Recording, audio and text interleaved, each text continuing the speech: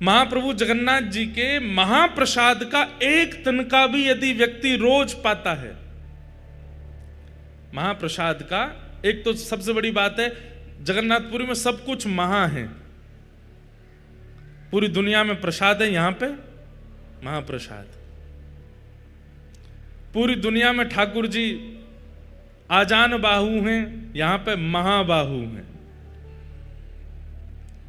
पूरी दुनिया में समुद्र नारायण हैं, लेकिन यहां पे महोदधि, यहां पे समुद्र भी महोदधि हैं।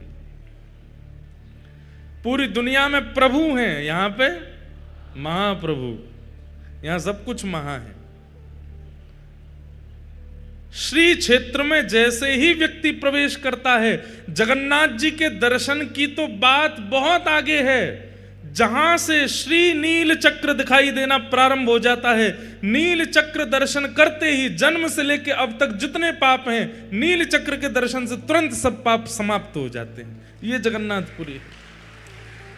आप यहां भीतर आओगे, महाप्रसाद पाओगे, जगन्नाथ जी का दर्शन करोगे, रथ यात्रा का दर्शन करोगे, स्नान पूर्णिमा का दर्शन, वो तो बहुत आगे की बात है। जैसे ही भुवनेश्वर से, कटक से, जहां से भी आप आ रहे हो, बस एक चीज का ध्यान रखना है कि जब जगन्नाथपुरी आ रहे हो तो नेत्र खोल करके चारों तरफ देखते आओ। जैसे ही नील चक्र दूर से दिखाई दे जाते हैं, कम से कम 8-10 किलोमीटर दूर से ही महाप्रभु जगन्नाथ जी का शिखर दिख जाता है, और उसमें जो नील चक्र है, उस नील चक्र का केवल दर्शन कर लीजिए। उस दर्शन का ही इतना प्रभाव है कि जन्म से लेकर के अब तक जितने पाप किए हैं सब नष्ट हो जाते हैं। सोचो, जैसे नील चक्र देखा, हमारे पाप शून्य हो गए, जीरो, कुछ नहीं बचा अब हमारे अंदर। अब यहां रह करके जगन्नाथ जी दर्शन किए, महाप्रसाद पाया, यहां रह करके कथा सुन रहे हैं, महोदधि समुद्र में स्नान करेंगे। आज एकादशी है। स्कंद पुराण में कहते हैं और जगह एकादशी पर व्रत किया जाता है, लेकिन जगन्नाथपुरी में आकर के, अच्छा व्रत भी जो लोग नहीं करते और जगह रहने वाले, उनको भी निषेध कहा गया कि रोटी भले ही खा लेना, चावल तो बिल्कुल नहीं पाने हैं। लेकिन जगन्नाथपुरी का नियम है, यहां पर एकादशी के दिन आकंठ भोजन करना चाहिए, और उसमें भी क्या पाना चाहिए? महाप्रसाद पाना चाहिए, आकंठ। अच्छा एक बात और, कई लोग कहते हैं कि श्री जगन्नाथपुरी में एकादशी नियम होता ही नहीं, और अगर ये बहाना लगा करके होटल पे खा रहे हैं, बाहर कुछ भी खा रहे हैं, चाउमीन पिज्जा बर्गर उड़ा रहे हैं एकादशी के दिन, और कह रहे हैं कि यहां तो एकादशी होती नहीं, तो महापाप लगेगा। एकादशी के दिन केवल और केवल महाप्रसाद ही आप लोग पा सकते हैं। ठाकुर जी का अधरामृत पाने की आज्ञा है, बाहर का अपनी जीव के चटोरेपन के लिए कुछ खाने लग जाओगे तो अपराध ही है भैया वो। इसलिए आज एकादशी है। आज हम सवेरे निकले बंबई से, कुछ नहीं पाए, केवल पानी पर रहे। यहां पहुंचे लगभग 12:30 बजे, महाप्रभु का प्रसाद आया। सबसे पहले वही और इतनी कृपा करते हैं महाप्रभु जी, मैं जब जब जगन्नाथपुरी आता हूं, अधिकतर मेरा आगमन एकादशी पर ही होता है, और एकादशी पर यहां महाप्रसाद पाने का अवसर प्राप्त होता है। भैया एकादशी के दिन यहां महाप्रसाद पाने से एकादशी प्रसन्न हो जाती है, एकादशी तृप्त हो जाती है, एकादशी आपको आशीष प्रदान करती है, एकादशी आपकी सफल हो जाती है। और अब तक जितनी एकादशियों में अपराध बन गए होंगे, वो सारे अपराध विमुक्त हो जाते हैं यहां एकादशी के दिन महाप्रसाद पाने से। ऐसी जगन्नाथपुरी है। और कहते हैं द्वादशी को, त्रयोदशी को, एकम को, द्वितीया को, चतुर्थी को, अष्टमी को जितना मन हो उतना पाना, लेकिन एकादशी के दिन जितनी क्षमता है उससे ज्यादा पाना है, आकंठ पाना है। हाँ हाँ, जितनी खुराक है उससे अधिक पाने की आज्ञा करते हैं स्कंद पुराण में। ऐसे महाप्रभु जगन्नाथ जी की हम नगरी में आए हैं। बंधुओं, आज तो कथा हुई, शाम को 4:30 बज गए, सब लोग इधर देखो, पर कल से कथा का समय है सुबह 10 बजे से 10 बजे से लेकर के 1 बजे तक का समय है कथा का। आप सब लोग उससे पूर्व ही बाल भोग आदि करके बिल्कुल चकाचक आनंद करके सब लोग आके बैठ जाना 10 बजे तक। और फिर 10 बजे से लेके 1 बजे तक हम लोग कथा श्रवण करेंगे। फिर कल हम पूरी आपको सूचना देंगे हर दिन कथा के बाद में क्रम क्या है। कथा यहां 1 बजे पूरी होगी, उसके बाद आप सब लोग जाकर के अपना प्रसाद आदि पाके थोड़ी देर विश्राम करो। शाम को एक स्थान बता दिया जाएगा, 4:30 5 जो भी समय रहेगा उतने बजे सब लोग वहां इकट्ठे होंगे। अपने अपने साधन अपने आप लेकर के आएंगे और जिनको बहुत ही आराम करने की इच्छा वो आराम भी कर सकते हैं, कोई दिक्कत नहीं है। महाराज जी बोल गए आराम दंडवत है, करते रहो, दंडवती करते रहो। जो यहाँ केवल कथा सुनेंगे और लेटे रहेंगे उनकी दंडवती होती रहेगी। लेकिन कुछ लोगों को प्रतिबंध है, वो दंडवती ज्यादा नहीं कर सकते, जैसे हमारे परिकर के लोग। हमारे परिकर के लोग तो बेचारे भूखे प्यासे से रहे, सोवे के काजे। उन लोगों को बिल्कुल निषेध है, वो दंडवती नहीं कर सकते। बाकी जो थोड़े वयोवृद्ध हैं, थोड़ी उम्र के हैं, खूब चकाचक आप लोग सोइए, कोई दिक्कत नहीं। लेकिन जितने युवा हैं सब इकट्ठे हो जाएंगे और फिर संध्या के समय रोज की योजना बनेगी कहां कहां दर्शन के लिए हम लोग जाएंगे। वहां दर्शन को जाया करेंगे, वहां जाकर के खूब उन्माद कीर्तन करेंगे, आनंद करेंगे। लौटते समय फिर महाप्रभु जगन्नाथ जी का दर्शन करते हुए अपने अपने कक्ष में सब लोग जाएंगे। हम आप लोगों के साथ में ही रहेंगे, तो ज्यादा खींचा तानी, फोटोग्राफी, सेल्फी वेल्फी करना मत। सब बिल्कुल ऐसे चलेंगे, बाल गोपाल चौर प्रचार प्रसार मंडल। हाँ बिल्कुल जैसे ठाकुर जी की मंडली है वैसी मंडली बना करके हम लोग चलेंगे। तो आप लोग ये मत सोचना ये महाराज जी हैं, यूं ही सोचो हमारे सखा हैं, तो चकाचक वैसे ही चलना।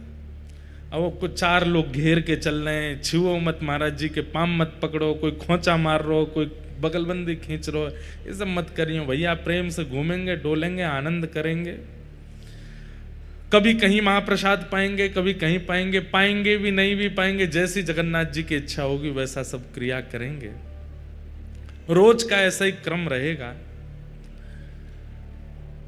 जिस दिन समुद्र स्नान करना होगा उस दिन की आप सबको योजना बता देंगे, सब लोग समुद्र स्नान करेंगे। पर भैया हम पहले ही आप लोगों से हस्ताक्षर करवा लेंगे कि कहीं तुम हमारी आज्ञा के बिना बहुत भीतर गए तो सीधे वैकुंठ में जाके हमारी प्रणाम कर देना। हाँ कहीं पता चली महाराज जी लेके गए थे भैया, सीधे क्षीर सागर में प्रवेश कर गए, ऐसा मत कीजिएगा। जिन लोगों को तैरना आता है उन लोगों से हमारी विशेष प्रार्थना कि किनारे ही नहाना, क्योंकि जिनको तैरना नहीं आता वो बेचारे अंदर जाएंगे ही नहीं। तैरना जिनको आता है हरकतें भी वही करते हैं। इसलिए महोदधि, ये महोदधि हैं, इनकी लहरें यही कहती है कि किनारे पे ही नहा लो, ज़्यादा भीतर आने की प्रयास मत कीजिएगा। इसलिए आप सब लोग अपना ध्यान रख के वहाँ स्नान कीजिएगा। एक बंधुओं नियम इस कथा से आप लोगों को धारण करना है। महाप्रसाद का नियम आज से ही प्रारंभ कर दीजिए। आप लोग जहां कहीं भी भोजन करेंगे, आपके रसोइया बनाएंगे, अच्छी बात है, पर किसी भी एक समय महाप्रसाद पाना है। महाप्रसादे गोविंदे, यहां का महाप्रसाद सामान्य नहीं है। और पहली बात, यहां के महाप्रसाद को कभी भी ऐसा नहीं कहना भाई चावल दे दो, दाल दे दो, ये वाली सब्जी दे दो, चटनी दे दो, नहीं। आप महाप्रसाद के अलावा अन्य किसी भी शब्द का प्रयोग करेंगे अपराध लगेगा। ठाकुर जी से भी ज्यादा महिमा है यहां महाप्रसाद की। इसलिए महाप्रसाद का नियम आज से आप लोगों को धारण करना है। 7 दिन तक जो यहां रहेंगे 24 घंटे में एक बार महाप्रसाद आपके मुखमंडल में जाना चाहिए। महाप्रसाद के कुछ नियम हैं। पहला नियम, धरती पर बैठ करके ही पाना है। जिन लोगों के पांव में ताकत ना हो वो कुर्सी पर बैठ सकते हैं, बाकी धरती पर ही बैठना है। आसन लगाना नहीं है, किसी भी प्रकार की चद्दर दरीचा कुछ नहीं बिछाना है नीचे, सामान्य पृथ्वी पर बैठिए और सामने पत्तल केले के पत्ते में महाप्रसाद ग्रहण कीजिए। दूसरा नियम, महाप्रसाद के प्रत्येक ग्रास को लेते समय यही मानना है कि श्री महाप्रभु जगन्नाथ जी ही मेरे अंतस्थ में, जैसे कथा में कानों से प्रवेश करते हैं, दर्शन में नेत्रों से प्रवेश करते हैं, ऐसे ही महाप्रसाद के रूप में मुख से प्रवेश कर रहे हैं, भीतर जा रहे हैं महाप्रभु जी। प्रत्येक ग्रास को लेते समय यही भाव रखना है कि ये महाप्रभु जगन्नाथ जी हैं, एक तिनका भी छोड़ना नहीं। भले ही 2 घंटा लग जाए, घूम घूम करके आओ, थोड़ा पचा के फिर पालो, लेकिन वो छोड़ना नहीं है। एक तिनका भी अगर आप लोग उसका व्यर्थ करते हैं तो उसका अपराध बताया गया स्कंद पुराण में, कि फिर देवता आकर के उसको पाते हैं और फिर देवताओं को उच्छिष्ट पवाने। वैसे तो महाप्रसाद उच्छिष्ट नहीं होता है, महाप्रसाद कोई भी पा सकता है, लेकिन आपका उच्छिष्ट कहीं फेंक दिया गया और उसके बाद देवता आकर के जब उसको देखते हैं तो उनको जो क्रोध आता है, उस क्रोध का अपराध आपको लगेगा। तो या तो उतना ही लीजिए जितना पा सकते हैं, उससे अधिक यदि लिया है तो एक तिनका भी व्यर्थ ना जाए। यह महाप्रसाद का तीसरा नियम। पूरी पत्तल जैसी रखी गई थी, आपके उठने समय वैसी ही मिले, बिल्कुल सब एक एक कण आपके मुख में चला जाए। उसका प्रभाव 7वें दिन देखिएगा। नित्य महाप्रसाद पाने का आपको अनुभव होगा कि यहां से लौटने के बाद आपकी भक्ति में, आपके प्रेम में, आपके व्यवहार में, आपके स्वभाव में पहले से ज्यादा दीर्घता आ गई होगी ठाकुर जी के प्रति। क्यों? क्योंकि आपके रक्त में, मांस में, रुधिर में, अस्थियों में, सब जगह महाप्रभु जगन्नाथ जी विराजमान हो गए हैं। इसलिए महाप्रसाद। महाप्रसाद का चौथा नियम, आप पा रहे हैं और कोई व्यक्ति दूसरा पाने की इच्छा रखता है तो आप उसको तुरंत अपने पास बैठा सकते हैं, और कोई आपसे बिना पूछे भी बैठ जाए और आपकी पत्तल में पाने लग जाए तो आप उसको मना नहीं कर सकते। महाप्रसाद झूठा नहीं होता, महाप्रसाद पवित्र ही रहता है। हाँ, बस इतना ध्यान रखना चाहिए लोगों को कि महाप्रसाद पाते समय बन जाए तो ठीक, नहीं बने तो कोई दिक्कत नहीं है, कि महाप्रसाद को पाएं तो ये उंगलियां जो हैं ये ओष्ठ का स्पर्श ना करें, ये ऐसे ही ग्रास लें और यहाँ आकर के उसको, अब नहीं बनेगा, कई लोग तो उसको फिर गेरना करना नहीं, पता चली पूरे लत्ता ही बिगाड़ लिए अपने। जिनसे बन जाए तो इतनी दालमा डालिए कि जो वो लड्डू जैसी आकृति बने और उसको ऐसे ही पाइए, आपके ये हाथ स्पर्श ना करें मुख का, तो ये और अच्छा है। नहीं बने तो कोई दिक्कत नहीं है, खूब प्रेम से खूब चकाचक पाओ जैसे पा सको। कोई और अगर पाना चाहे तो उसमें कोई दिक्कत नहीं है, वो पा सकता है। महाप्रसाद का ही नियम। 7 दिन तक तो यहां महाप्रसाद पाना ही है। हमारा नियम तो ऐसा है कि हम सुबह से रात्रि तक और कुछ पाने वाले ही नहीं है। हमारे लाल जी की रसोई बन रही है, वो चकाचक उनका भोजन बनेगा, पर हम तो महाप्रसाद ही पाते हैं। जगन्नाथपुरी में हम और कुछ लेते ही नहीं है, महाप्रसाद ही लेंगे। तो महाप्रसाद 7वां दिन जब यहाँ पूरा हो जाए तो यहाँ से जाते समय महाप्रसाद की पोटली आप सब लोग लेके जाइएगा। उसमें से रोज एक तिनका पाना है, एकादशी हो, द्वादशी हो, कुछ भी हो। और सुनिए, सूतक हो, पातक हो, कुछ भी हो, घर में महाप्रसाद रोज पाया जा सकता है। मंदिर में प्रवेश निषेध होता है कई विशेष दिनों में, लेकिन महाप्रसाद को ग्रहण करने की अनुमति हर स्थिति में है। नहाए हो, बिना नहाए हो, पवित्र हो, अपवित्र हो, सो रहे हो, सो के उठे हो, जब चाहो महाप्रसाद का एक तिनका रोज लेना। महाप्रसाद ये ऐसे महाप्रसाद नहीं बन जाता। जगन्नाथ जी की सबसे बड़ी रसोई है विश्व में। अब सही आंकड़े तो हमको नहीं पता होंगे, लेकिन लगभग 400 चूल्हे हैं। कितने चूल्हे? 400 चूल्हा हैं भीतर, और 700 बनाने वाले सब हमारे सेवक जन हैं। 700 रसोईया कितने हैं भैया? 10,000 आदमियों का भोजन भी ज्यादा से ज्यादा 100-150 लोग बना देते हैं, लेकिन केवल महाप्रभु जगन्नाथ जी, सुभद्रा जी, बलभद्र जी 3 हैं, और चौथे हमारे सुदर्शन जी। इनके लिए प्रसाद बनाते हैं 700। सेवक जन लगते हैं, वो भी बड़े नियम से लगते हैं, और वे भी कोई पुरुष रूप में नहीं हैं तो वो पुरुष रूप में ही, लेकिन भीतर प्रवेश करते ही रसोई घर में वे सब ठाकुर जी की सहचरियां हैं, उसी भाव से ही निर्माण करते हैं। निर्माण होने के बाद में फिर उसका गोपाल मंत्र से उसका आवाहन होता है, आदि आदि बड़े नियम से महाप्रसाद सिद्ध होता है। उसके बाद जब वो रसोई घर से महाप्रभु जी के पास जाएगा, कोई सामने नहीं आना चाहिए, ऊपर से पक्षी भी नहीं जाएंगे, एक कुछ भी ऐसी घटना होती है फिर भोग ठाकुर जी को नहीं पधराया जाता। महाप्रभु जगन्नाथ जी के सन्मुख पधराने के बाद भी वो महाप्रसाद नहीं बना है। महाप्रभु जी को पधराने के बाद फिर वो बगल में ही विराजमान श्री बिमला माता जी को पधराया जाता, उसके बाद वो महाप्रसाद होता है। बिमला माता कौन है? दर्शन कीजिएगा। जो शक्तिपीठ हैं भारत में, उनमें से एक शक्तिपीठ महाप्रभु जगन्नाथ जी के मंदिर में ही है, विमला देवी। महाप्रभु जी को प्रसाद अर्पित होने के बाद में विमला देवी जी के सन्मुख पधराया जाता है, और जब विमला देवी उसको पा लेती हैं तब वो महाप्रसाद कहलाता है। उसके बाद वो सब देवी देवताओं में सब में वितरण होता है, सब भक्तों में वितरण होता है। उसके बाद आनंद बाजार में आता है और वहां से हम आप सब लोगों को मिलता है।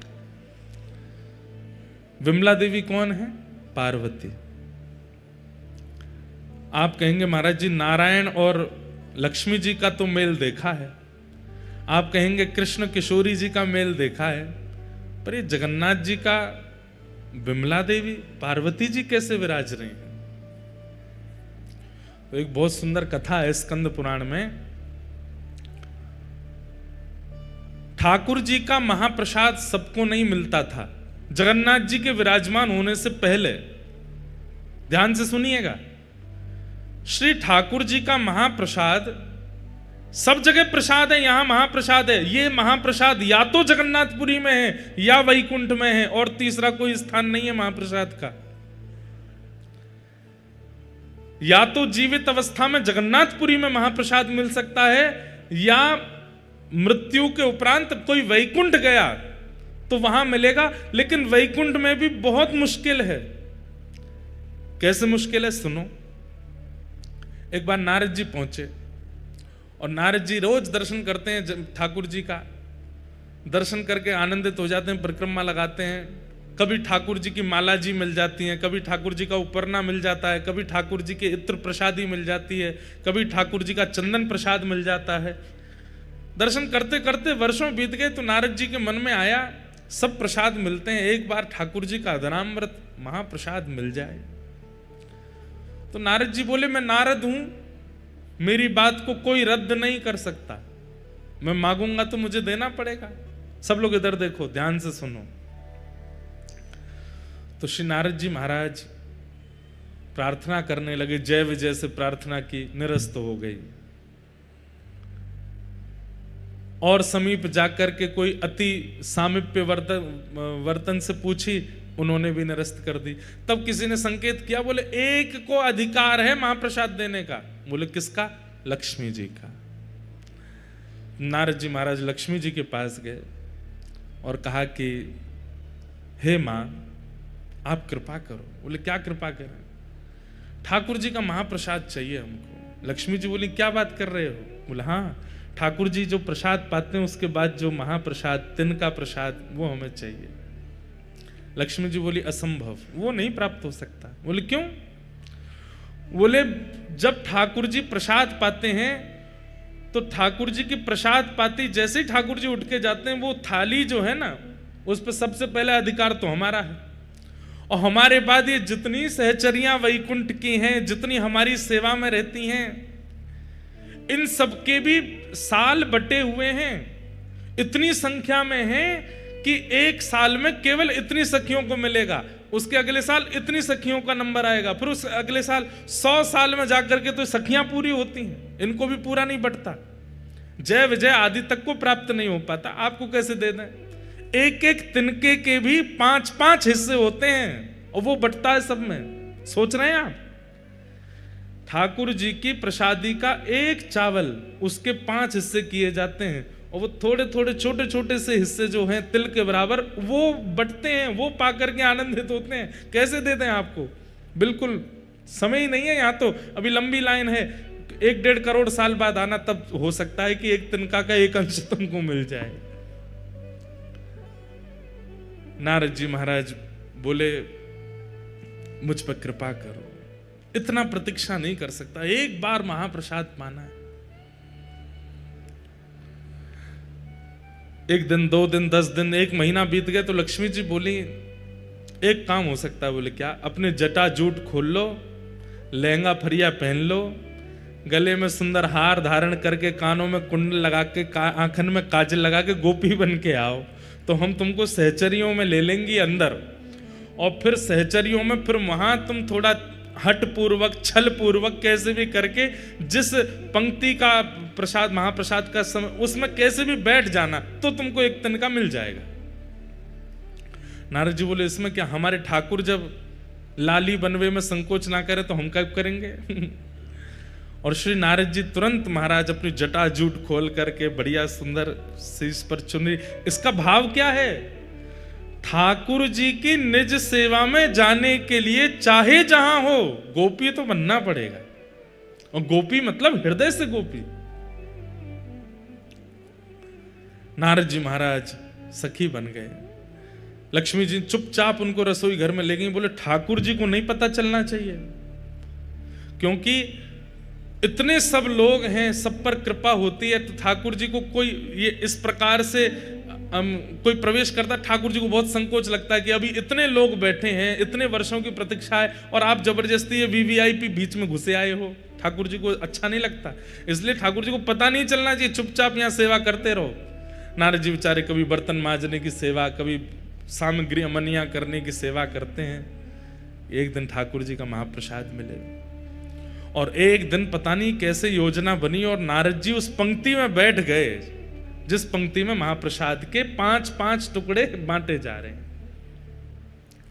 नारद जी महाराज सामने बैठे, लक्ष्मी जी परोसती भाई जैसे ही आई तो नारद जी को थोड़ी देख करके उनको कृपा की इच्छा हुई, और उन्होंने महाप्रसाद के 2 तिनके, महाप्रसाद चावल के 2 तिनके उनके हाथ में धर दिए। कहां एक तिनका के 5 हिस्सा बांटे जा रहे हैं, उन्होंने 2 तिनका दे दिए। और जैसे ही महाप्रसाद हाथ में आया तो जैसे अत्यंत दिनों का प्यासा व्यक्ति उसको पानी दिख जाए, वो कहां रोक पाता है। आपने तुरंत एक महाप्रसाद का तिनका अपने मुख में जैसे ही धारण किया, आहा, वो धारण करते ही आपको प्रेम लक्षण प्रकट होने लगे, नेत्रों से अविरल अश्रुधार गिरने लगी, रोम रोम पुलकित हो गया। भुजा उठाकर के श्री नारद जी महाराज नृत्य करने लगे, हा कृष्ण, हा माधव, हा केशव, हा गोविंद, हा मधुसूदन। प्रेम की अद्भुत अवस्था प्राप्त हो गई नारद जी को। इतने वर्षों में संकीर्तन करके भी जो ठाकुर जी की अवस्था नहीं मिली थी, वो अवस्था केवल महाप्रसाद प्राप्त करते ही नारद जी की प्रकट होने लगी। इतने में ठाकुर जी की दृष्टि गई, ये कौन सखी है, ये कौन नई नवेली सहचरी है, इतनी जोर से नृत्य कर रही है। लक्ष्मी जी बोले कोई नहीं मैं संभालती हूं। लक्ष्मी जी हाथ पकड़ करके लेके गई नारद जी को, और क्या कर रहे हो, फंसवाओगे सबको। नारद जी के तो नेत्र लाल पड़ गए। बोले हे मां, अभी तो केवल एक तिनका पाया है, और ये तिनका पाकर के मैं इतना आनंद में आ गया हूं। वर्षों से, करोड़ों वर्ष निकल गए, नाम जपते जपते ऐसी स्थिति का अनुभव नहीं किया जो स्थिति का अनुभव केवल महाप्रसाद का एक तिनका पाकर के मुझे हो रहा है। लक्ष्मी जी बोली इसीलिए नहीं देते हैं, तुम देखो क्या हालत हो गई, अब जल्दी जाओ यहां से, ठाकुर जी को पता चल गई तो दिक्कत होगी। वैकुंठ से ही चले गए, नाच रहे हैं, कभी किसी लोक में जा रहे हैं, कभी किसी लोक में जा रहे हैं। सब नारद जी की इस भाव दशा को देख करके आश्चर्यचकित हो रहे हैं कि ये कैसे हो गया। नृत्य करते करते करते करते श्री नारद जी महाराज पहुंचे कैलाश। कैलाश में विराजमान महादेव, बाकी सब तो नारद जी का नृत्य देख करके अनुमान लगा रहे हैं कि हुआ क्या है, लेकिन महादेव तो महादेव हैं, वो तो देखते ही पहचान गए। नारद जी नृत्य कर रहे हैं, भुजा उठा करके तुरंत महादेव गए, और महादेव जाकर के हाथ जोड़ के बोले हे मेरी गृहिणी के गुरुदेव, हमारी पार्वती जी पत्नी के गुरुदेव हो आप। हमें पता है कि कोई अद्भुत पूंजी मिली है ठाकुर जी की, और उसी से ये भावावेश आपके चित्त में आ रहा है। अब प्रतीक्षा नहीं हो रही है, जल्दी हमें प्रदान कर दो। नारद जी बोले मेरे पास नहीं है। बोले मुझे सब दिख रहा है, हाथ में दबाए बैठे हो, एक तिनका पा लिया, एक अभी बचा, ये हमको दे दो। नारद जी बोले प्रभु बस इच्छा नहीं हो रही है, इसके प्रति तो स्वार्थ हो रहा है कि मैं कैसे दे दूं आपको। शंकर जी बोले अच्छा तो फिर आगे तुमको बहुत काम पड़ेंगे हमसे, फिर क्या करोगे? अरे भाई हम भी महादेव हैं, एक हम पे भी कृपा कर दो। अकेले नृत्य करने में क्या सुख मिलेगा, हमें दे दोगे तो हम भी नृत्य करेंगे, दोनों फिर साथ में नृत्य करेंगे, यमुना पुलिन पर नृत्य करेंगे, समुद्र तट पर नृत्य करेंगे, कैलाश की चोटियों पर नृत्य करेंगे, एक से दो भले। नारद जी बोले हाँ ये तो ठीक है, अकेले नृत्य करने से ज्यादा सुख तो एक संग में और हो जाए तो और सुख मिलेगा। तुरंत नारद जी ने वो महाप्रसाद का एक तिनका महादेव को दिया, और जैसे ही महादेव ने पाया तो जो दशा अभी तक नारद जी की वो महादेव की भी हो गई। जटाजूट खोल करके महादेव भी भुजा उठा करके, कभी नारद जी के गले में गलवैयां डाल करके नृत्य करें, और नेत्रों से अश्रुपात हो रहा है, प्रेम लक्षणा भक्ति प्रकट हो गई दोनों के चित्त में। कभी यमुना तट पर, कभी गंगा तट पर, कभी नर्मदा तट पर, कभी समुद्र तट पर, कभी हिमालय की चोटियों पर, कभी किसी लोक में, कभी किसी लोक में, बस विचरण करके भावावेश में नृत्य कर रहे हैं। पार्वती जी बोली महादेव को हुआ क्या है? भावावेश में रुदन करते रहते हैं, नृत्य करते रहते हैं, इतने आनंद में छके पगे हमने पहले कभी नहीं देखे। महादेव आनंद में तो हमेशा रहते हैं, लेकिन महादेव का आनंद कैसा है? प्रकट नहीं करते हैं, अंदर ही अंदर इंट्रोवर्ट है महादेव, नेत्र बंद करके बैठे रहेंगे। लेकिन अब महादेव की स्थिति ऐसी है कि जो आनंद हृदय का है वो प्रकट हो रहा है। अरे कहां तक कहें, नारद जी और महादेव का जो दर्शन करता है वो भी नृत्य करने लगता है, उसके चित्त में भी वही भाव प्रकट हो जाता है। परंतु पार्वती जी समझ गई कि कुछ तो इन्हें ऐसा मिला है जिसके कारण ये ऐसे हो रहे हैं। महादेव से पूछा, महादेव ने तो उत्तर नहीं दिया, तो सीधे नारद जी के चरण पकड़े, गुरुदेव आपने क्या दिया है इनको? कुछ तो आपने खिलाया है, कुछ तो आपने ऐसा बताया है, या कुछ तो आपने दिखाया है जिससे ये ऐसे हो गए। मुझे भी दिखाओ, मुझे भी बताओ, या मुझे भी खिलाओ। आनंद में छके छके नारद जी के मुख से निकल गया, बोले अरे देवी क्या बताए, बहुत तप करना पड़ता है, तब जाकर के ठाकुर जी का अधरामृत 2 तिनका महाप्रसाद का मिलता है, उसको एक नारद जी पाते हैं, दूसरे आपके पतिदेव पाते हैं, तो ये भाव दशा होती है। बोले 2 ही तिनका थे? बोले हाँ।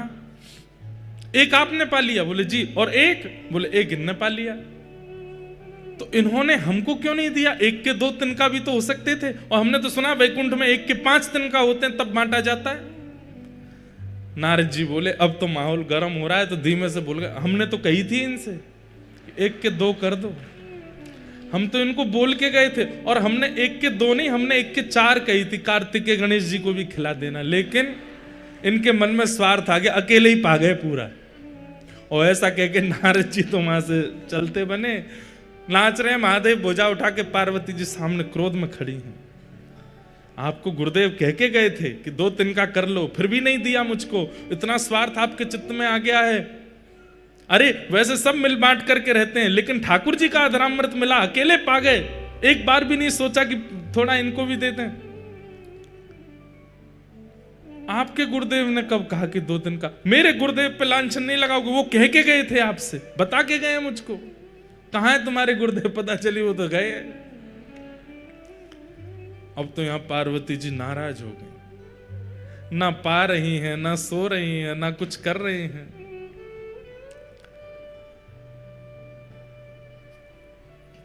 महादेव पहुंचे, देवी क्या बात है? बोले मुझे भी महाप्रसाद चाहिए। तो महादेव बोले देखो, अब महाप्रसाद के लिए तो बहुत यत्न करना पड़ता है, तब जाकर के वो प्राप्त होता है। अब वो यत्न दोबारा कौन करेगा? मुझे नहीं पता, मुझे चाहिए। तब महादेव ने ध्यान करके पार्वती जी को बताया कि तुम्हारा पूर्व रूप जो सती का था, जहां जहां जो जो अंग पड़े थे, वहां वहां शक्तिपीठ प्रकट हो गई। उन्हीं में तुम्हारा नाभि क्षेत्र जो है वो एक श्री क्षेत्र समुद्र तट पर नीलाचल पर्वत पर विराजमान है। वहां जाकर के तुम तप करो और वहां तुम इसी भाव के लिए तप करो कि तुम्हें ठाकुर जी का महाप्रसाद मिले। और उस तप के प्रभाव से देवी हमको तो एक तिनका मिला है, लेकिन मैं दीर्घ दृष्टि से देख पा रहा हूं अगर तुम्हारा तप सफल हो गया तो महाप्रभु जगन्नाथ जी का जो एक तिनका मुझे और नारद जी को मिला वो महाप्रभु जी का महाप्रसाद की पूरी हंडी महाप्रभु जी के भोग लगने के बाद सीधे आपके सन्मुख आएगी और आप जब प्रसाद पाओगे उसके बाद ही वो महाप्रसाद बनेगा और सबको वितरण किया जाएगा।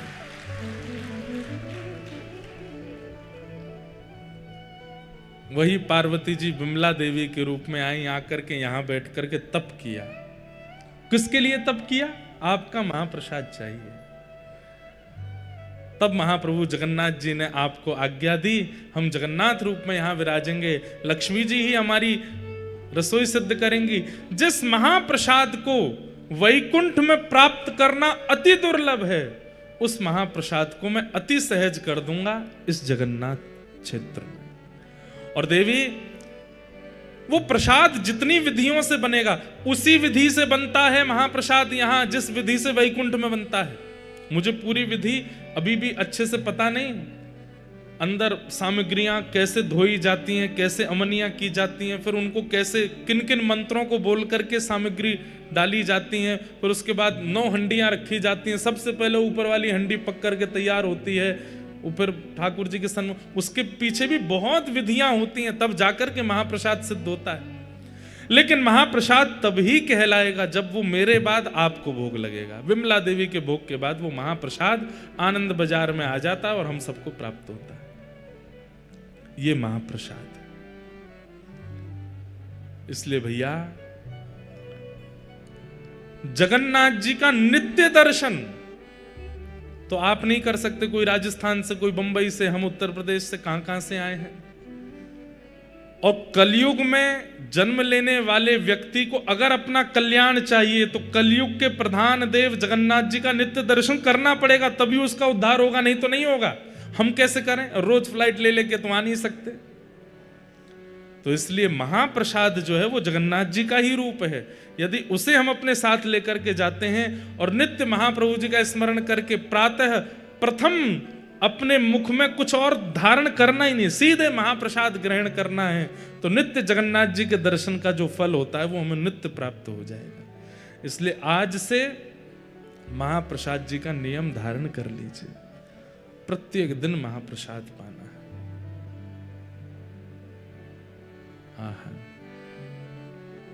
ऐसे जगन्नाथपुरी में आज हम आप सब लोग आए हैं। कितना सुंदर मंच बना है, मानो जैसे हम आप सब लोग दर्शनार्थी हैं और महाप्रभु जगन्नाथ जी श्री मंदिर से गुंडीचा की ओर चल रहे हैं। यहाँ की रथ यात्रा तो 2 दिन 3 दिन में पूरी हो जाती है, परंतु ये रथ यात्रा कथा रूपी तो 7 दिन तक चलने वाली है। खूब आनंद हम लोगों को होगा, खूब सुख मिलेगा। श्री कबीर दास जी एक पद गाते हैं जगन्नाथपुरी का दर्शन करके।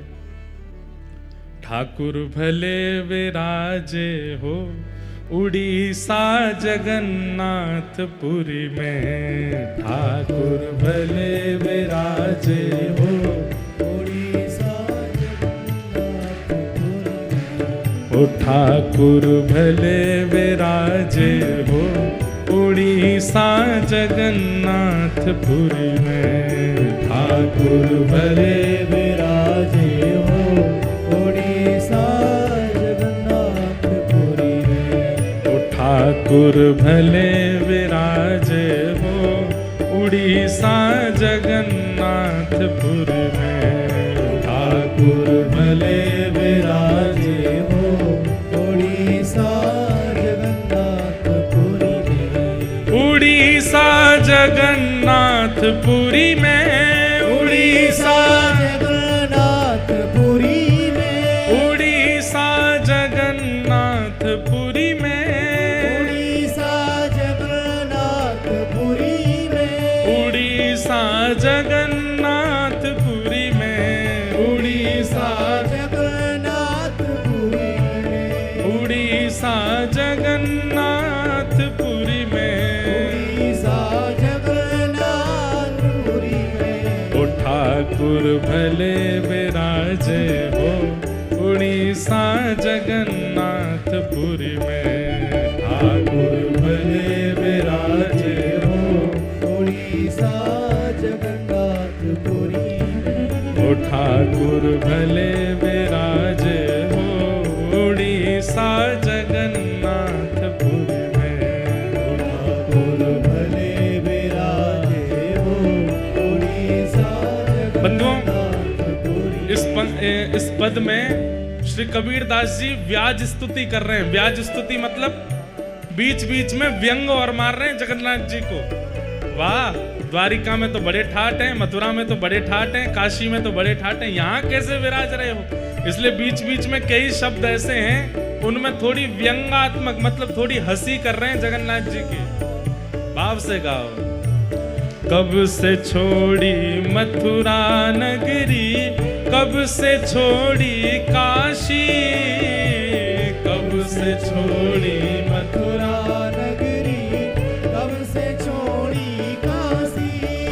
हाँ, कब से छोड़ी मथुरा नगरी, कब से छोड़ी काशी, कब से छोड़ी मथुरा नगरी, कब से छोड़ी काशी।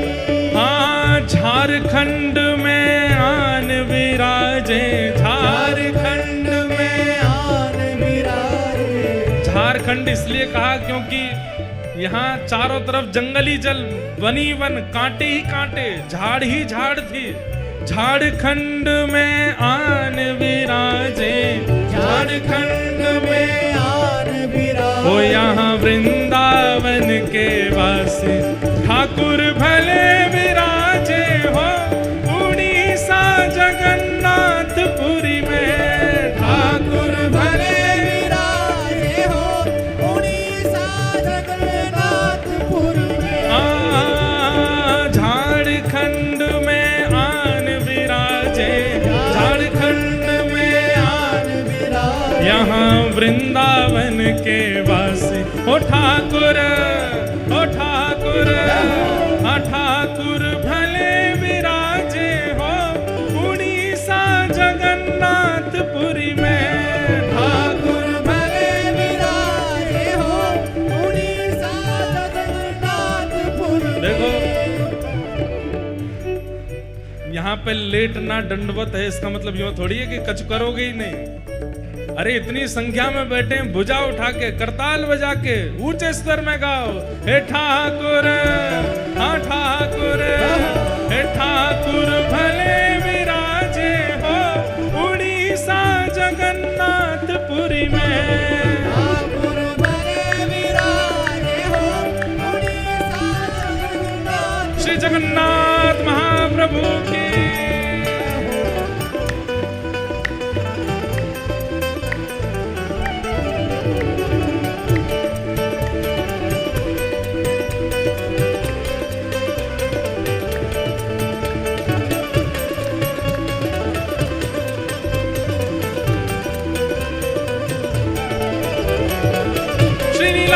त्रिनाथ की जय हो।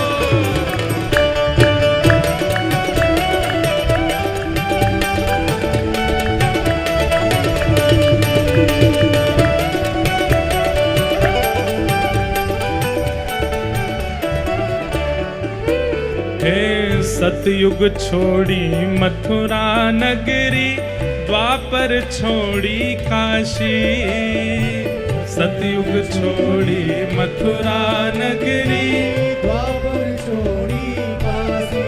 हाँ, सतयुग छोड़ी मथुरा नगरी, द्वापर छोड़ी काशी, सतयुग छोड़ी मथुरा नगरी, द्वापर छोड़ी काशी।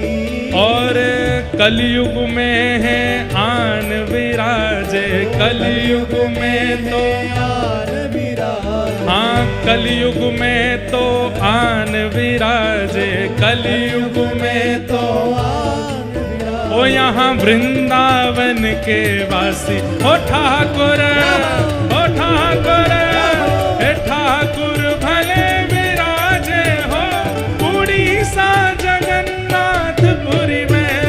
ठाकुर भले विराजे हो उड़ीसा जगन्नाथपुरी में हे ठाकुर भले विराजे हो उड़ीसा जगन्नाथपुरी में।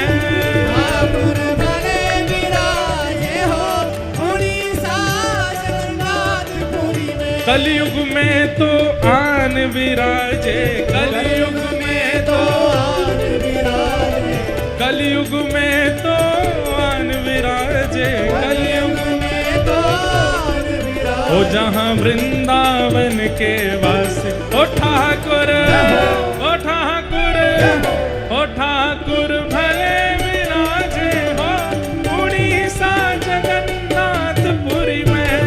ठाकुर भले विराजे हो उड़ीसा जगन्नाथपुरी में। ओ ठाकुर भले विराजे हो उड़ीसा जगन्नाथपुरी में। ठाकुर भले विराजे हो उड़ीसा जगन्नाथपुरी में। उड़िया मांगे दाल खिचड़ी, बंगाली मांगे भात। उड़िया मांगे दाल खिचड़ी, बंगाली यहाँ भात। उड़िया मांगे दाल खिचड़ी, बंगाली यहाँ भात। उड़िया मांगे दाल खिचड़ी, बंगाली मांगे कहाँ? भात। माखन मिश्री खावे वारे, दूध दही पीवे वारे, 56 भोग आरोगवे वारे, अन्नकूट करवे वारे कहाँ आके बैठे हैं? बोले जहाँ पे उड़िया के लोग तो खिचड़ी मांगते हैं और बंगाली केवल भात ही भात पूरे दिन चलता है। लेकिन किसके लिए विराजे हैं यहाँ पर? साधु मांगे दर्शन प्रभु जी, साधु मांगे दर्शन प्रभु जी। जहाँ भक्त ही मांगे दर्शन प्रभु जी, भक्त ही मांगे दर्शन प्रभु जी। और श्री महाप्रसाद हे ठाकुर, हे ठाकुर, हे ठाकुर भले विराजे हो उड़ीसा जगन्नाथपुरी में। ठाकुर भले विराजे हो उड़ीसा जगन्नाथपुरी में।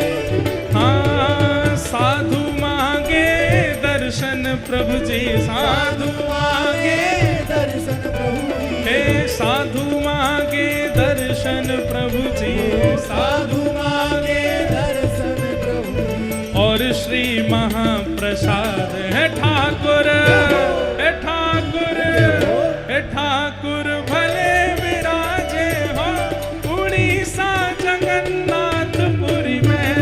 ठाकुर भले विराजे हो उड़ीसा जगन्नाथपुरी में। हे ठाकुर भले विराजे हो उड़ीसा जगन्नाथपुरी में। ठाकुर भले विराजे हो उड़ीसा जगन्नाथ। श्री जगन्नाथ महाप्रभु के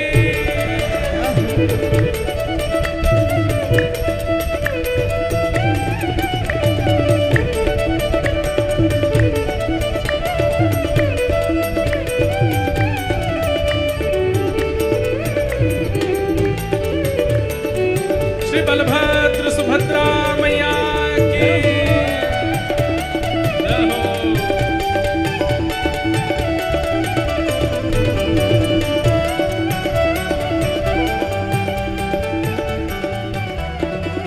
और अब हंसी में क्या बोल रहे हैं कबीरदास जी?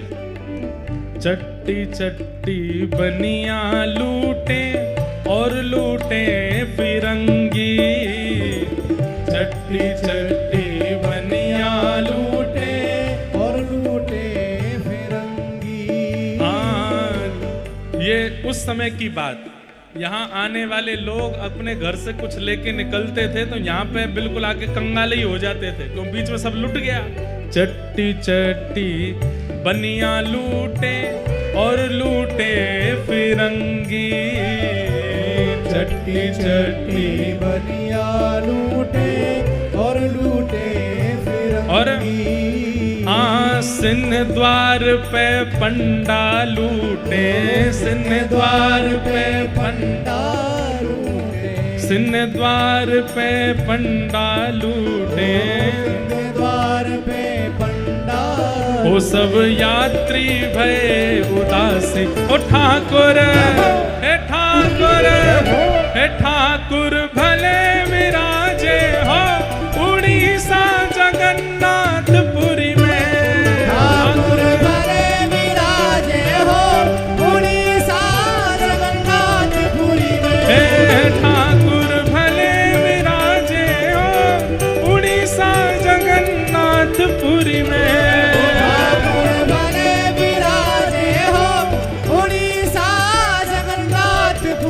सिंह द्वार पे पंडा लूटे, सिंह द्वार पे पंडा लूटे, सब यात्री भय उदासी। हे ठाकुर हे ठाकुर हे ठाकुर भले विराजे हो उड़ीसा जगन्नाथपुरी में। ठाकुर भले विराजे हो उड़ीसा जगन्नाथपुरी में। जगन्नाथ भजो जगन्नाथ, जय जगन्नाथ भजो जगन्नाथ, हे गाओ जगन्नाथ ध्याओ जगन्नाथ, गाओ जगन्नाथ गाओ जगन्नाथ, हे बोलो जगन्नाथ भजो जगन्नाथ, हे बोलो जगन्नाथ भजो जगन्नाथ, हे गाओ जगन्नाथ ध्याओ जगन्नाथ, गाओ जगन्नाथ गाओ जगन्नाथ। हे ठाकुर ठाकुर भले विराजे हो उड़ीसा जगन्नाथपुरी में। ठाकुर भले विराजे हो उड़ीसा जगन्नाथपुरी में। नील चक्र पे ध्वजा विराजे मस्तक सोहे हीरा, नील चक्र पे ध्वजा विराजे लोग गाओ। नील चक्र पे ध्वजा विराजे मस्तक सोहे हीरा, नील चक्र पे ध्वजा विराजे मस्तक सोहे हीरा। हे बीच में बहन सुभद्रा राजे, बीच में बहन सुभद्रा, बीच में बहन सुभद्रा राजे, और आजू बाजू दो वीरा। ओ ठाकुर हे ठाकुर हे ठाकुर भले विराजे हो उड़ीसा जगन्नाथपुरी में।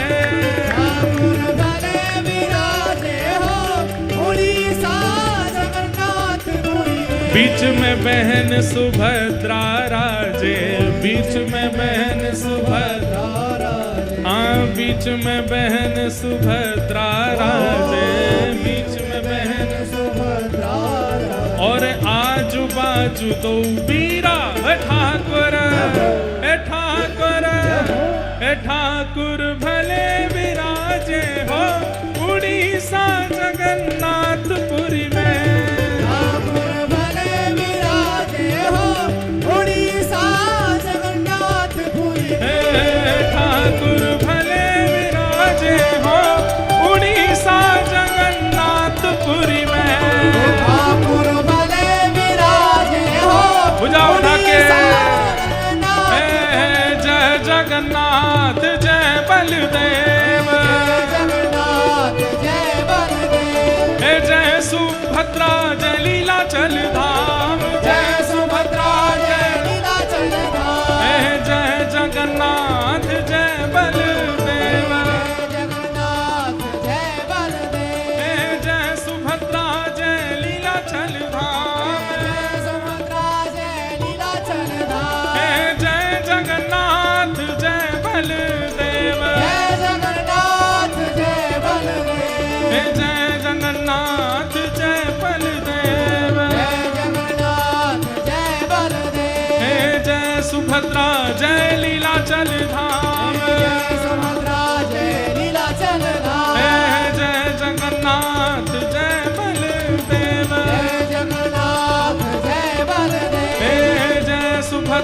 जय लीलाचल धाम, जय सुभद्रा जय नीलाचल श्री जगन्नाथ महाप्रभु की जय। बलभद्र सुभद्रा मैया की जय। जय श्री राम, जय जय श्री राम, जय जय श्री राम।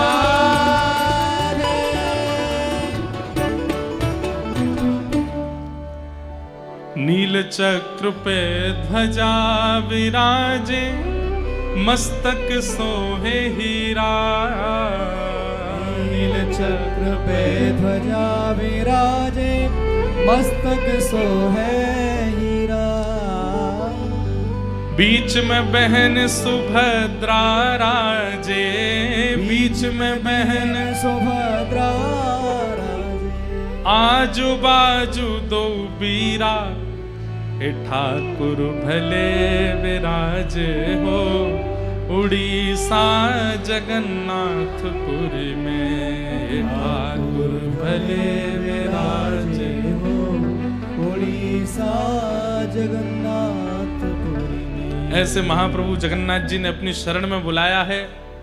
इस वक्त यदि हमसे पूछा जाए कि इस ब्रह्मांड में सबसे बड़ा सौभाग्यशाली कौन, तो इस पंडाल में हमसे लेके पीछे तक जितने लोग बैठे हम सब बहुत सौभाग्यशाली। क्यों? क्योंकि कृपा अति कृपा नहीं, अति हरि कृपा हुई है हम पे। यहां एक बार नील चक्र देखने की इतनी महिमा है, हमको तो 7 दिन देखने के लिए मिला। यहां एक दिन महाप्रभु जगन्नाथ जी को देखने की इतनी महिमा, हम तो 7 दिन देखेंगे और दिन में 4-4 बार देखेंगे। एक बार समुद्र स्नान और दर्शन की इतनी महिमा। हम जगन्नाथपुरी गयो, कार्य हो जाओ तो यूं समझ जाइए कि महाप्रभु जगन्नाथ जी ने कारिया बना के ही भेजे हो। यहाँ जगन्नाथ जी को भी कालिया बोलते हैं लोग, उड़ीसा के लोग। तो ये सौभाग्य नहीं है हमारा, कथा सुनने को मिल रही है, महाप्रसाद पाने को मिल रहा है, दर्शन करने को। लोग बाग आते हैं 1-2 दिन के लिए आते हैं। और सुनिए, आप में से जो लोग 2 दिन 3 दिन के लिए आए हैं, अगर 3 दिन में ही लौट के चले गए, 2 दिन में ही चले गए, तो समझियो जगन्नाथ जी आपसे बस यूं होते, हाँ ठीक है आओ जाओ। लेकिन आए थे 2 दिना के लिए, रुक गए 7 दिना, तो समझ जाइयो महाप्रभु जी प्रसन्न हो गए हैं आपसे। अब हमसे कोई मिलकर के यूं कहेगा ना महाराज जी हम 2 दिन के लिए आए जा रहे हैं, तो हम तो मनी मन समझ जाएंगे कि भावना क्या है। ठाकुर जी ही नहीं चाह रहे इसलिए लौट के जाना पड़ रहा है। लेकिन यदि आपकी भावना है तो पूरे रुक कर के जाओ, ये अवसर दोबारा नहीं मिलेगा।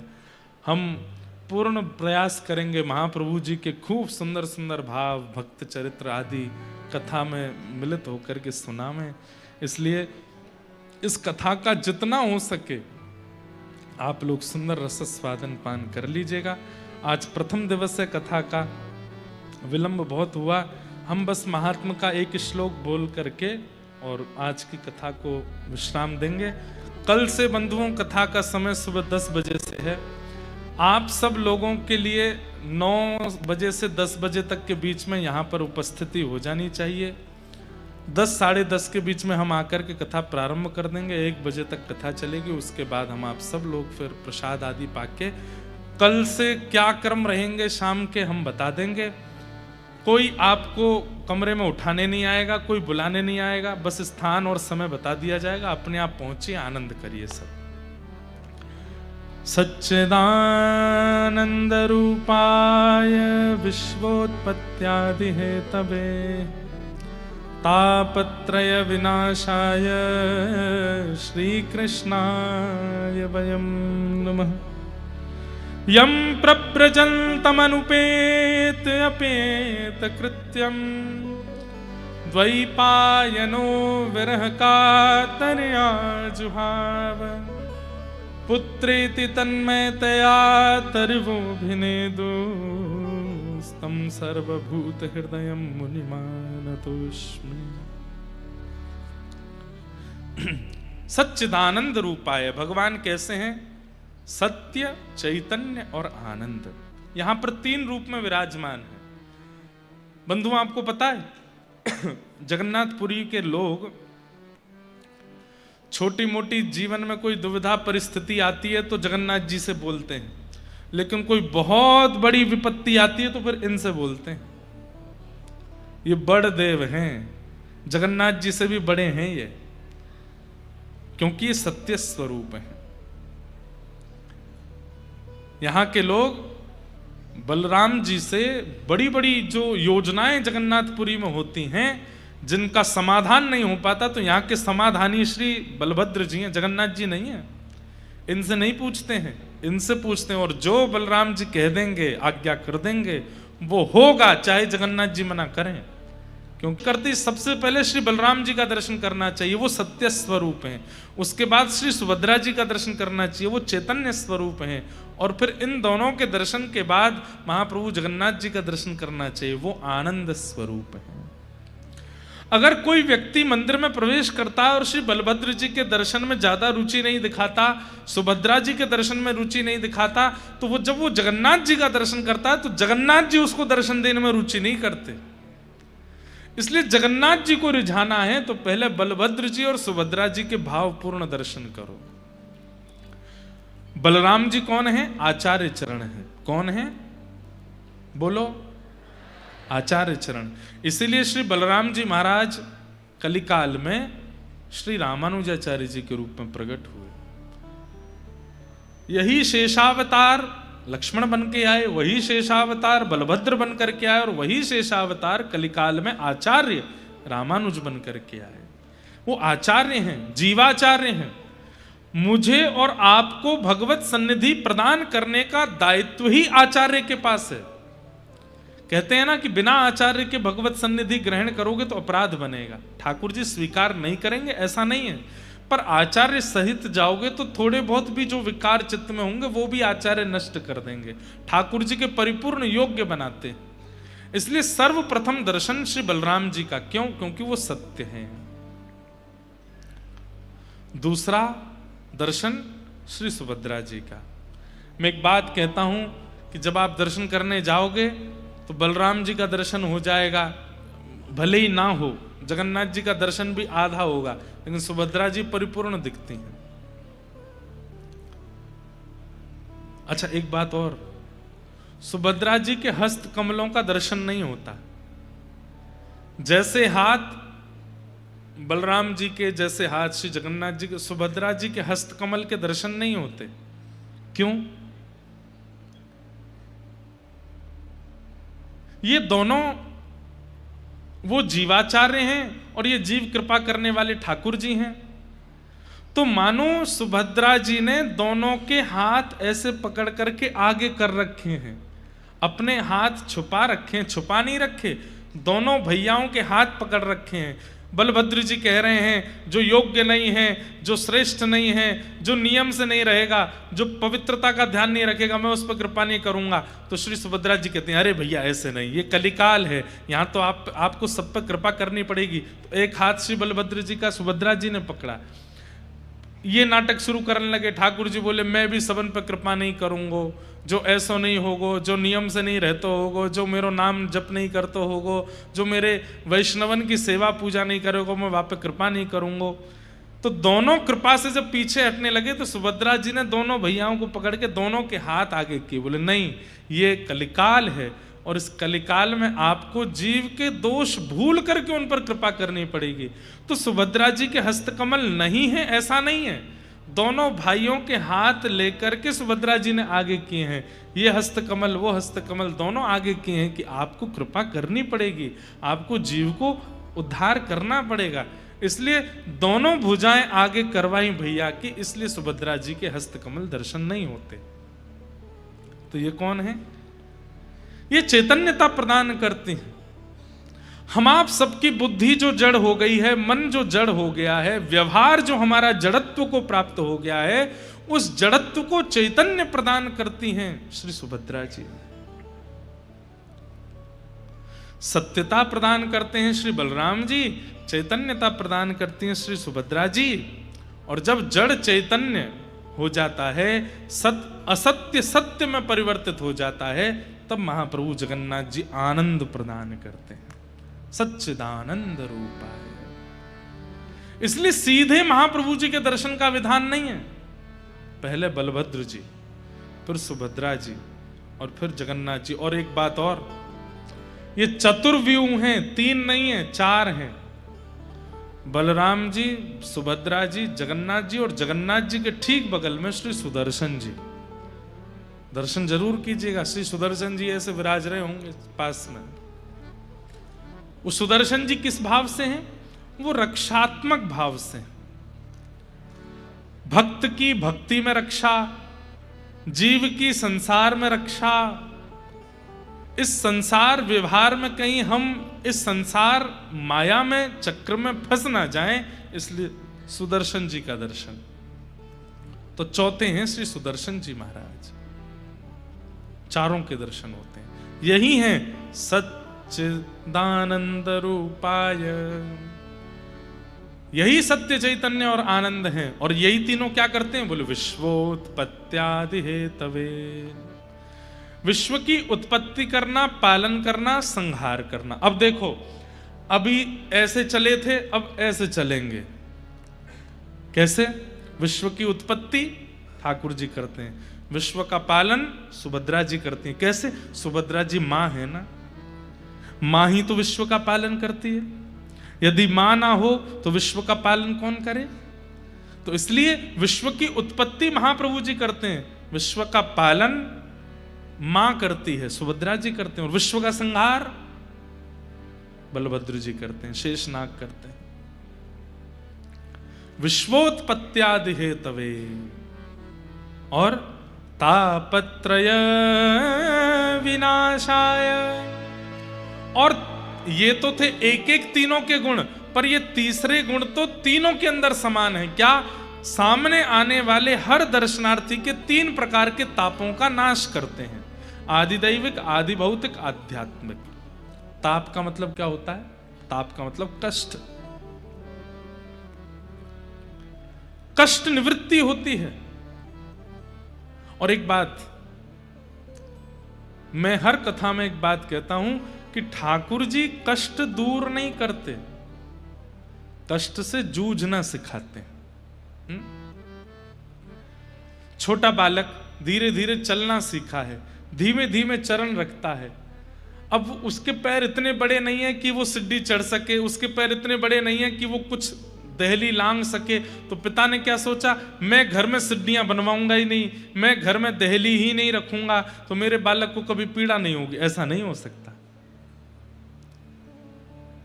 दहली तो रहेंगी, सीढ़ियां तो रहेंगी, बालक को अभ्यास करना पड़ेगा उन पर चढ़ने का और उनको लांघने का।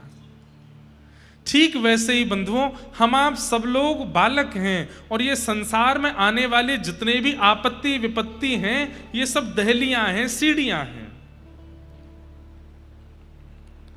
आप चाहो कि सीढ़ियां ही हटा दी जाएं, दहली ही हटा दी जाएं, तो 2 चीज हटा दी आपने। सीढ़ियां अगर घर से हटा दोगे तो ऊपर के कक्ष में कभी नहीं जा पाओगे। ऊपर का कक्ष मतलब नीचे का कक्ष जो है वो असुरक्षित होता है एक प्रकार से। जिन लोगों के घर नदी के किनारे हैं, बाढ़ आएगी सबसे पहले पानी कहाँ आएगा? नीचे वाले कक्ष में आएगा। घर में चोर प्रवेश करेंगे सबसे पहले कहाँ जाएंगे? नीचे वाले कक्ष में आएंगे। घर में सांप बिच्छू आदि अगर कोई प्रवेश कर गया सबसे पहले नीचे वाले, तो नीचे वाला कक्ष जो है वो असुरक्षित है। ऊपर वाला कक्ष जो है वो नीचे से थोड़ा सुरक्षित है। अगर सीढ़ी ही हटा दोगे तो फिर ऊपर कैसे जाओगे?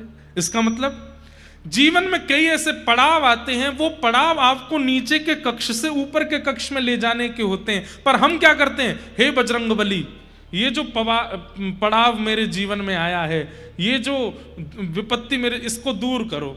हनुमान जी कहते हैं ले मौका कर रहा हूं, ले हटा दूंगा। हनुमान जी महाराज सीढ़ी हटा देते हैं, हम खुश हो जाते हैं सीढ़ी हट गई। लेकिन वास्तविकता यह है कि आप ऊपर के कमरे से वंचित हो गए, आप और असुरक्षित हो गए हो। हमारी बात समझ में आ रही है? सीढ़ी नहीं हटानी है।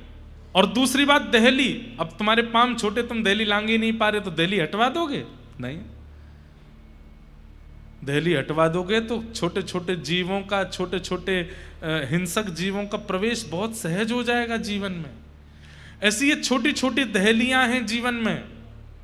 माँ का नाराज हो जाना, पत्नी का नाराज हो जाना, बच्चों का बात ना मानना, जीवन में विपरीत अवस्थाओं का आना, ये सब छोटी छोटी दहलियां हैं, होनी चाहिए।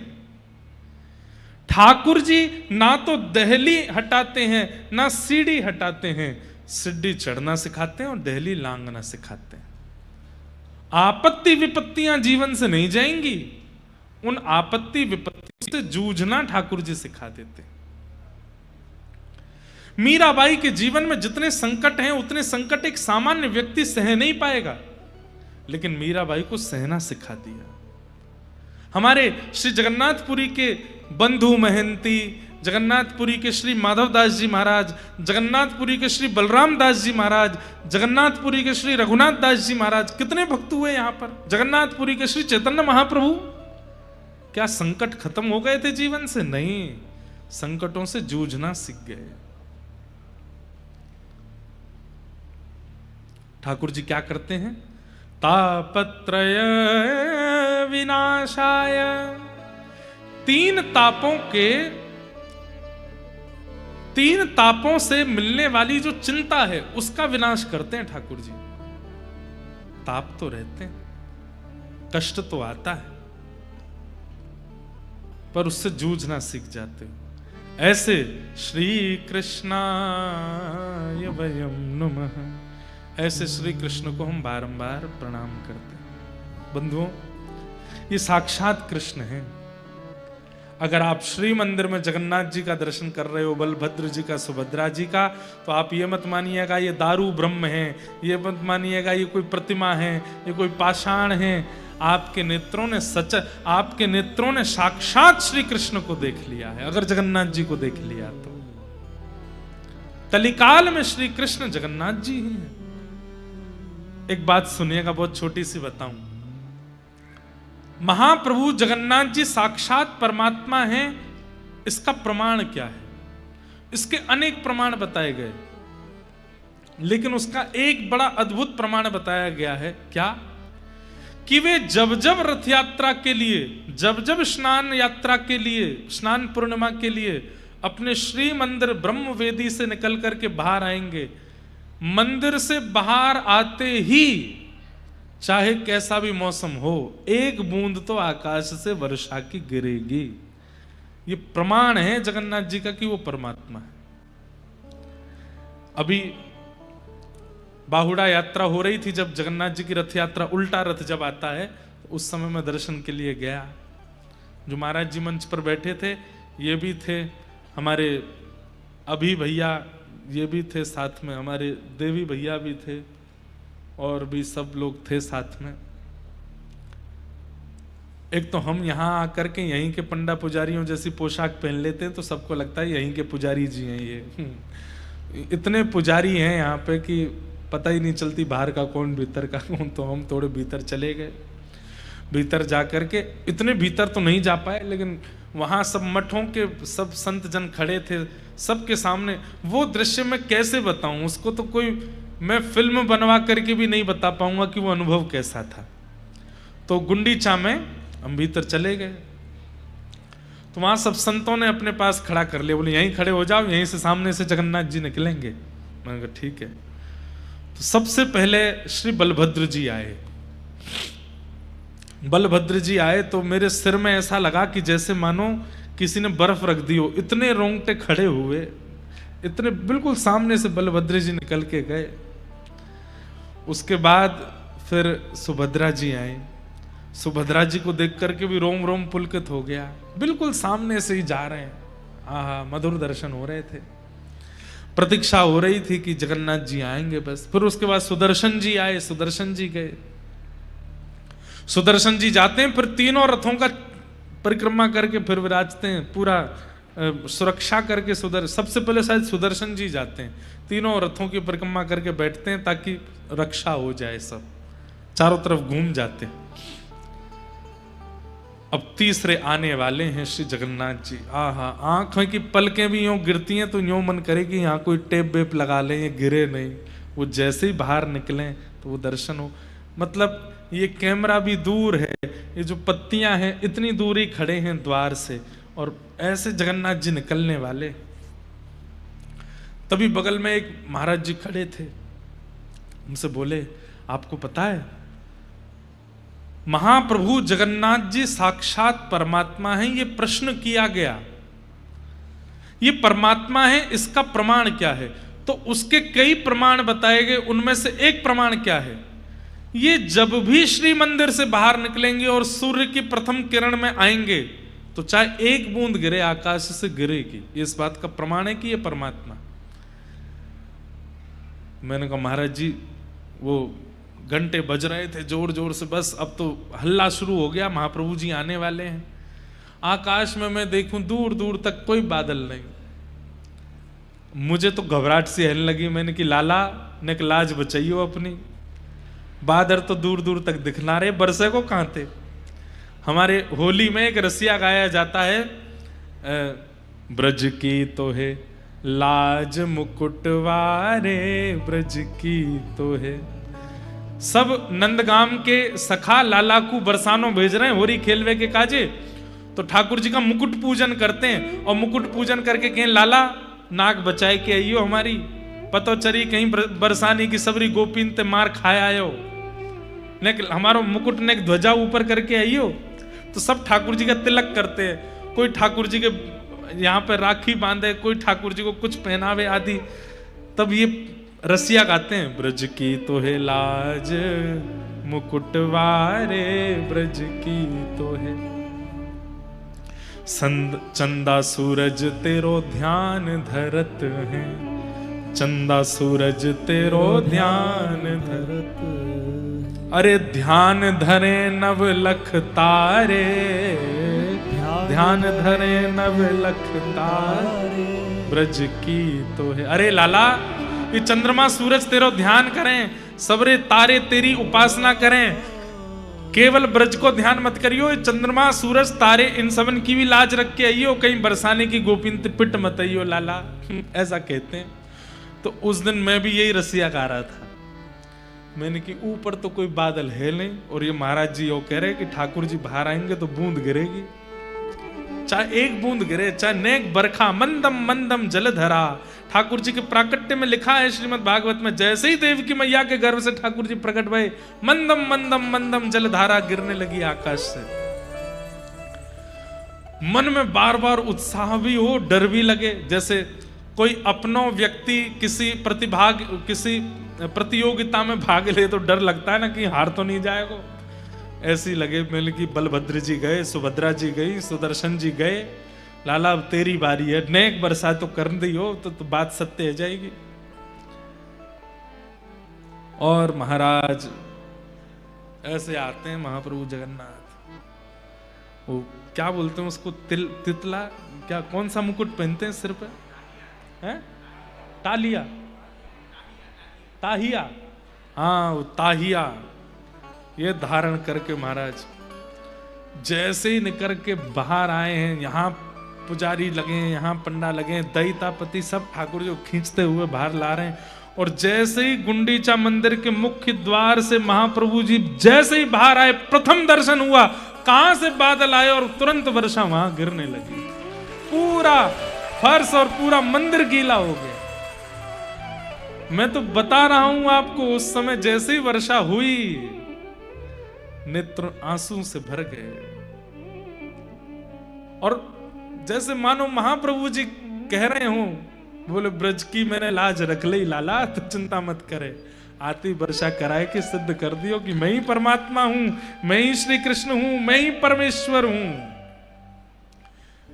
स्कंद पुराण में ठाकुर जी श्री जगन्नाथ जी साक्षात परमात्मा हैं। इसके कई प्रमाणों में एक प्रमाण है, वो जब जब मंदिर से निकलेंगे वर्षा होगी, मंदम मंदम जलधारा गिरेगी, और ये होती है। कई बार तो रथ यात्रा में ऐसा देखा गया, पूरी रथ यात्रा की मार्ग में कहीं वर्षा नहीं हो रही, लेकिन जैसे ही ठाकुर जी बाहर आए केवल ठाकुर जी के ऊपर वर्षा हो रही है, और कहीं गीले ही नहीं हो रहा कोई भी, और ठाकुर जी के लेकर के जितने पंडा पुजारी चल रहे उन पर ही वर्षा हो रही है। कितने प्रमाण ऐसे हैं कि ये साक्षात श्री कृष्ण यहां विराज रहे हैं। राधा रमण जी साक्षात कृष्ण हैं, बिहारी जी साक्षात कृष्ण हैं, प्यारे गिरधर लाल साक्षात कृष्ण हैं, द्वारिकाधीश कृष्ण हैं, जगन्नाथ बद्रीनाथ श्री कृष्ण हैं, लेकिन सबका एक समय हो सकता है।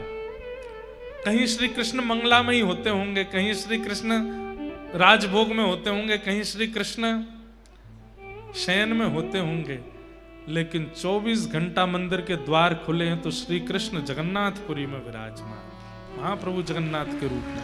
हाँ, द्वार बंद होते ही ठाकुर जी वृंदावन चले जाते हैं, ये तो यहां प्रमाण है। चाहे 1 घंटे के लिए शयन हो, चाहे 2 घंटे 3 घंटे, जितनी देर के लिए भी शयन होता है, जगन्नाथ जी भीतर नहीं है, वो चले गए, श्री वृंदावन गए हैं, पूरा अपना बड़ श्रृंगार करके जाते हैं, पूरे पुष्पों से श्रृंगार करके वृंदावन रास के लिए जाते हैं महाप्रभु जगन्नाथ जी।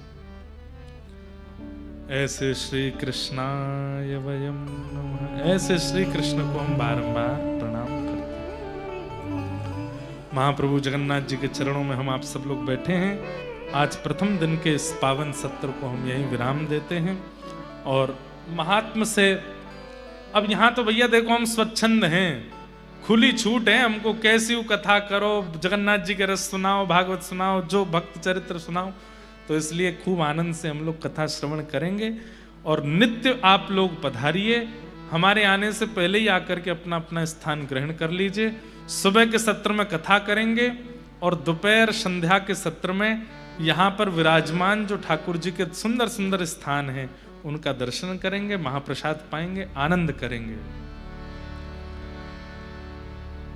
बलभद्र और सुभद्रा संग विराजे जग के नाथ, बलभद्र और सुभद्रा संग विराजे जग के नाथ। हे बलभद्र और सुभद्रा संग विराजे ब्रज के नाथ, बलभद्र और सुभद्रा संग विराजे ब्रज के नाथ। हे रथ आरूढ़ भय नंद नंदन, रथ आरूढ़ भय नंद नंदन, रथ आरूढ़ भय नंद नंदन, रथ आरूढ़ भय नंद नंदन। हो कहलाए जगत के नाथ, वृंदावन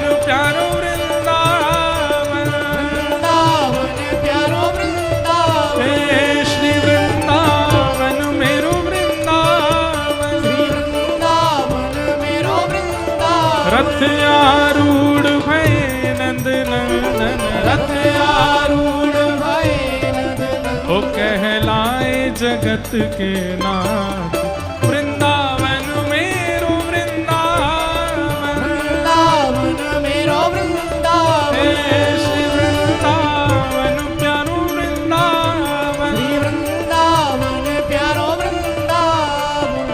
ओ जिनकी कृपा से यह रस प्रगट्यो वृंदावन अभिराम, जिनकी कृपा से यह रस प्रगट्यो वृंदावन अभिराम।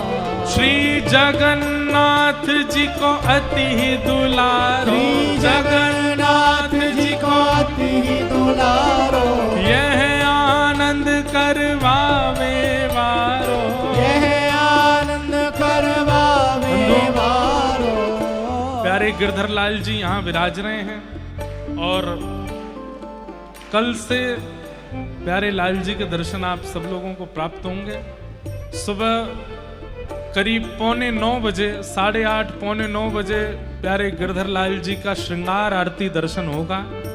आप सब लोग वहां दर्शन करके फिर यहाँ विराजमान हो सकते हैं। संध्या में कितने बजे दर्शन होंगे वो हम कल बता देंगे। सुबह ठाकुर जी के 8:30 8:45 बजे दर्शन होंगे श्रृंगार आरती के, आप सब लोग उसका दर्शन कर सकते हैं। यह आनंद करवावे वारो, यह आनंद करवावे वारो। आज हम सबको मिलवावे वारो, हम सबको मिलवावे वारो। हे हमारो गिरधर लाल, वृंदावन प्यारो वृंदावन, वृंदावन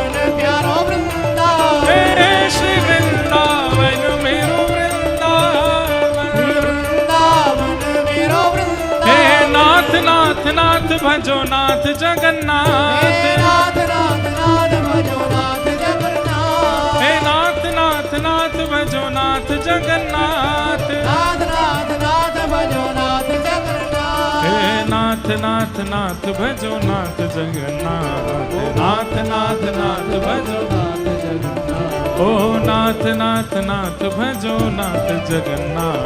नाथ नाथ भुजा उठा के ओ मेरे नाथ नाथ नाथ भजो नाथ जगन्नाथ, नाथ नाथ नाथ भजो नाथ जगन्नाथ, हे नाथ नाथ नाथ भजो नाथ जगन्नाथ, नाथ नाथ नाथ भजो नाथ जगन्नाथ, हे नाथ नाथ नाथ भजो नाथ जगन्नाथ, नाथ नाथ नाथ भजो नाथ जगन्नाथ, ओ जय राधे राधे राधे राधे श्री राधे राधे, राधे ओ राधे बरसाने वाली राधे राधे वृषभानु दुलारी, राधे राधे कीरत सुत प्यारी, राधे राधे बरसाने वाली, राधे राधे जय राधे राधे राधे राधे श्री राधे राधे, राधे राधे जय राधे राधे राधे राधे श्री राधे राधे, राधे राधे श्री कृष्ण पियारी राधे राधे जगन्नाथ पियारी, राधे राधे कीरत सुत प्यारी, राधे राधे बरसाने वाली, राधे राधे जय राधे राधे राधे राधे श्री राधे राधे, राधे राधे जय राधे राधे राधे राधे राधे श्री राधे राधे, राधे राधे जय जय श्री राम, जय जय श्री राम, जय जय श्री राम। जगन्नाथ जगन्नाथ जगन्नाथ रक्ष मां, महाबाहो महाबाहो महाबाहो पाहि मां। श्री जगन्नाथ महाप्रभु की पूछरी के लौटा की हुप हुप प्यारे। क्या बात है बंसी वारे। कल सुबह कितने बजे आना है सब लोगों को? नहीं, 9:30 बजे। सुबह 8:30 बजे लाल जी की मंगल आपको श्रृंगार आरती दर्शन होंगे। 9:30 बजे यहाँ विराजमान, 10 बजे से कथा होगी। जय श्री कृष्ण, जय सिया राम, जय सिया राम, जय श्रीमन नारायण। श्रीमन्नारायण।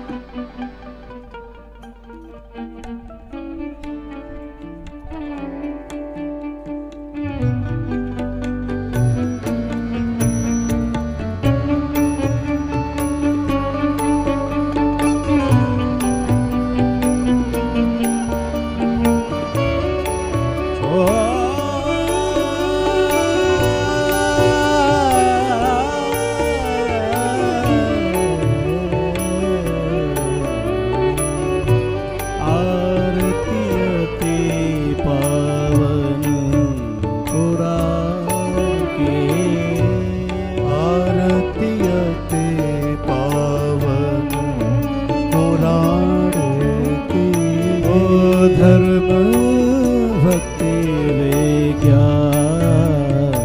खान के, धर्म भक्ति विज्ञान खान के, महापुराण भागवत निर्मल, महापुराण